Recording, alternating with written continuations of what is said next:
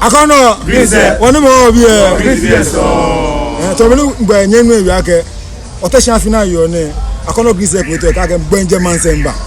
Sani Oja feel like a woman I feel like one more Akono Grise Halakovi Konu Mafin Kaile like a pepe Konu Tinjo Laba Ola Ichoke Munjan Toka Yakun Yedagulo Munja toka yekun yediagulo Aje munja toka yekun yediagulo Munja toka yekun yediagulo Aje yempa asemo yempa asemo wakono Grise yempa asemo yempa asemo yempa asemo wakono Grise yempa asemo Omo afingon wa teja fengo afingon wa asenala kemi se akeyafi Omo afingon wa teja fengo afingon wa asenala kemi se akeyafi Ugenye miakano Wenje mansaba Ugenye miakano Wenje mansaba Munja toka yekun yedagulo De munja toka yekun yedagulo Munja toka yekun yedagulo De munja toka yekun yedagulo Munja toka yekun yedagulo Aje yempa asemo yempa asemo wakono Grise yempa asemo yempa asemo wakono Grise yempa asemo Omo afingon wa teja fengo afingon wa asenala kemi se akeyafi Omo afingon wa teja fengo afingon wa asenala kemi se akeyafi Gugu genye miagano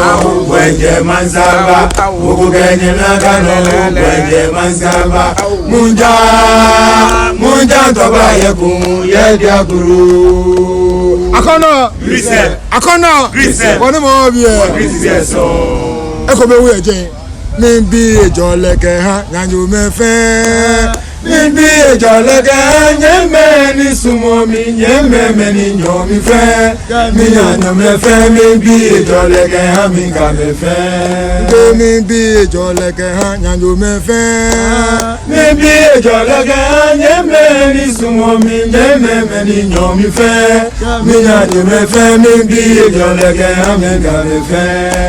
yakatwa agbele akagbe wode mogodon yakatwa agbele akagbe wo helaka batawojo nege oyan tileke asan jo mo ba se wono yakatwa agbele akagbe wode mogodon yakatwa agbele akagbe wo helaka batawojo nege oyan tileke asan jo mo ba se wono Mimbi wala kanye, mimbi domo kanye, ni wo inse yegeno. Wasa boy iba ni nawa. Mimbi wala kanye, mimbi domo kanye, ni wo inse yegeno. Wasa boy iba ni nawa. Mimbi ejo leganye, meni sumo mi, nyeme meni nyo mi fe. Mi nyo me fe, mimbi ejo leganye, mi ka me fe. Mimbi ejo leganye, nyo me fe. Mimbi ejo leganye meni sumo mi nyeme meni nyo mi fe mi nyanyo me fe mimbi ejo leganye mi ka me fe mimbi ejo leganye nyanyo me fe mimbi ejo leganye meni sumo mi nyeme meni nyo mi fe mi nyanyo me fe mimbi ejo leganye mi ka me fe yakatwa agbele akagbe wode mogodon yakatwa agbele akagbe wo helaka batawojo nege oyan tileke asan jo mo ba se wono yakatwa agbele akagbe wode mogodon yakatwa agbele akagbe wo helaka batawojo nege oyan tileke asan jo mo ba se wono mimbi wala kanye mimbi dromo kanye ni wo ishile kezo wasagbo ibani nawo mimbi wala kanye mimbi dromo kanye ni wo ishile kezo wasagbo ibani nawo mimbi ejole kanye me ni sumo mi yembe me ni nyomi fe